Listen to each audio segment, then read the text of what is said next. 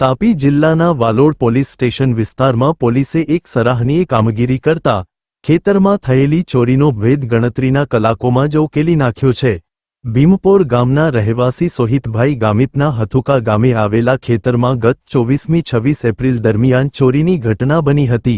તસ્કરોએ ખેતરના બોરવેલમાંથી 10 હોર્સપાવરની submersible motor અને અંદાજે 130 ફૂટ વીજ વાયરની ચોરી કરી હતી। આ મામલે વાલોડ પોલીસ મથકે ફરિયાદ નોંધાતા જ પોલીસ એક્શનમાં આવી હતી। પોલીસ ઇન્સ્પેક્ટર એમ ગિલાતર અને તેમની ટીમે ટેકનિકલ સર્વેલન્સ અને બાતમીદારોની મદદથી તપાસ તેજ કરી હતી। ચોક્કસ બાતમીના આધારે પોલીસે 3 શખ્સોની ધરપકડ કરી છે। અજય મણીલાલ ચૌધરી રહે કોસંબિયા, ચિતન મહેશભાઈ ચૌધરી રહે ભીમપોર, આનંદ ઉમેશભાઈ ગામિત રહે ભીમપોર। પોલીસે આરોપીઓ પાસેથી ચોરીની મોટર, વીજ વાયર, ગુનામાં વપરાયેલું ડ્યુએટ મોપેડ વાહન અને 3 મોબાઈલ ફોન મળી કુલ 91,500 રૂપિયાનો મુદ્દામાલ રિકવર કર્યો છે।